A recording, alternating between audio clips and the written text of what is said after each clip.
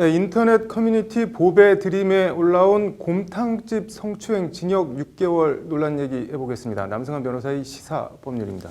남 변호사님, 이거 무슨 사건인가요? 네, 지난해 12월인데요. 대전의 한 곰탕집에서 벌어진 일입니다. 네. CCTV를 보면 여성은 화장실에서 나온 뒤에 네. 카운터 옆에 있는 룸으로 들어가는 모습이고 네. 반대로 카운터 쪽에 있던 이 남성은 화장실 쪽으로 발걸음을 옮기다가 네. 여성과 이제 접촉이 있습니다. 네. 그런데 이 영상에서도 엉덩이를 만지는 손모습이 정확히 잡히지는 않았습니다. 네. 다른 영상에 의하면 수납장이 카메라와 손 네. 사이에 있어서 손의 모습이 가려져 있고요. 네. 또 다른 영상에서도 남성의 몸에 가려서 엉덩이와 접촉하는 모습이 보이지는 않습니다. 네. 그래서 이제 영상들만을 두고 누리꾼 사이에서 엉덩이를 만지기에는 너무나 순간적이다. 부딪히는 순간 남성의 팔이 떨어졌다. 뭐 이렇게 보는 견해도 네. 있고 또 보기에 따라서는 만지고 얼른 떼는 것 같다. 이렇게 보이는 뭐 하는 네. 말들도 있고 그렇습니다. 이게 성추행 혐의로 재판에 넘겨졌다고 하는데 법원 판결이 어떻게 나왔나요? 네, 1심에서 징역 6개월이 선고되고 법정 구속되었습니다. 네. 그래서 뭐 이런 거에 대해서 이제 피고인의 부인이 네. 억울하다라고 얘기하면서 청와대에 청원을 했고 네. 지금 30만 회 가까이 동참한 것으로 네. 나오고 있습니다. 이게 지금 유죄 판단 사유가 어떻게 되나요? 그러니까 이게 가장 논란이 되는 게 CCTV만 봐서는 만지는 게 안 드러나니까 네. 증거가 없는 것 아니냐 이런 네. 것이고요. 우리 재판부는 네. CCTV의 유무와 관계없이 사실은 피해자의 진술, 피고인의 진술, 혹시 목격자의 진술 네. 등이 있으면 이런 것을 두고 성폭력 여부에 대한 판단을 합니다. 성폭력 네. 사건은 기본적으로 피해자와 피고인만이 네. 아는 경우가 많은 사안이기 때문에 그렇거든요.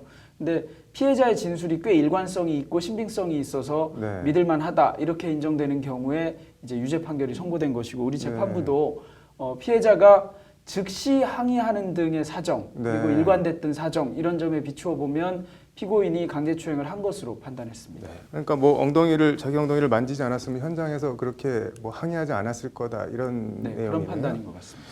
그럼 유죄는 그렇다고 치고 이게 어쨌든 초범이고 그런데 징역 6개월 실형 법정 구속 이거는 어떻게 보시나요?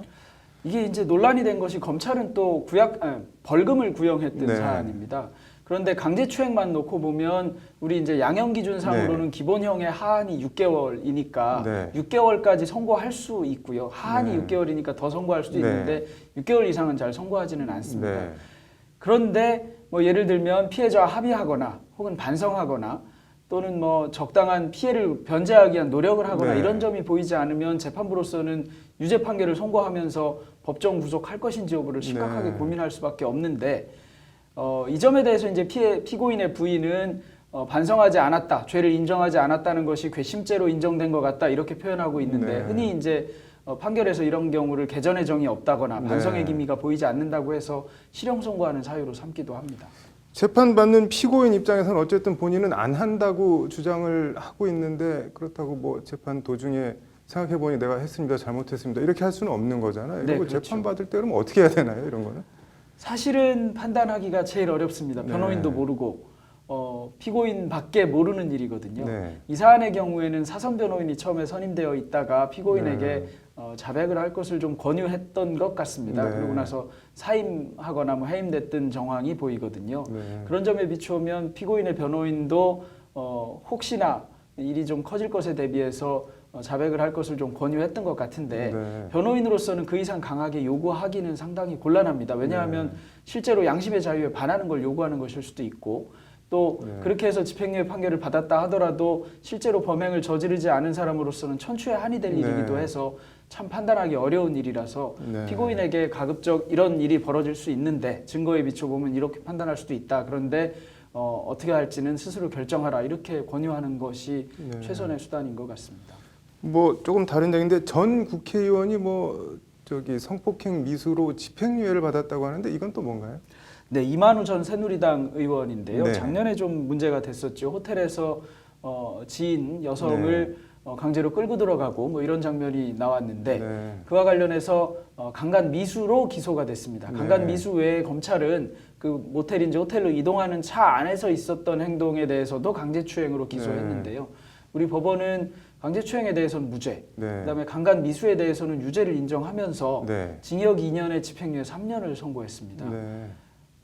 조금 이례적입니다. 징역 2년이나 선고하면서 집행유예 3년을 선고하는 것은 네. 좀 이례적인 거고요. 그래서 저는 처음에 뉴스를 들을 때는 합의했구나 이런 생각을 했는데 네. 합의하지도 않았던 것에 비춰보면 아마도 뭐 상당히 많은 금액을 공탁한 것이 아닌가 이런 네. 정도의 생각을 해볼 수 있고요. 네. 조금 이례적으로 집행유예가 선고된 점도 있어 보입니다. 네, 뭐 종합적으로 이번 사건 어떻게 보시나요?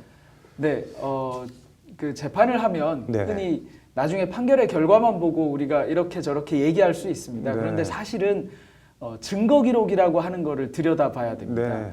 우리가 보이는 증거라고 하는 건 지금 CCTV 영상밖에 네. 없는데요. 사실 재판을 하는 판사는 이 CCTV 영상이 포함된 증거 기록을 가지고 재판하고 네. 그다음에 피해자와 피고인의 진술을 법정에서 직접 듣습니다. 그러다 보니까 실제로 보이는 것과 다른 판단이 나올 수 있는데요. 그렇다고 네. 해서 이 판결이 과연 증거를 제대로 채택해서 맞게 결론을 내린 것인지는 아직 알 수 없습니다. 네. 항소심도 있고 이렇기 때문에 네. 다른 과정 또 항소심이나 상급심의 판결을 받아봐야 할 일인데 네. 많이 억울하고 특히 절대 그런 일이 없었다면 항소심에서 결과가 달라질 수도 있는 것이고 네. 그렇지 않다면 여전히 결과가 유지될 수도 있는 것이라서 항소심의 판결을 좀 지켜봤으면 좋겠습니다. 네. 아무튼 뭐 억울한 사람은 안 나왔으면 좋겠네요. 오늘 잘 들었습니다.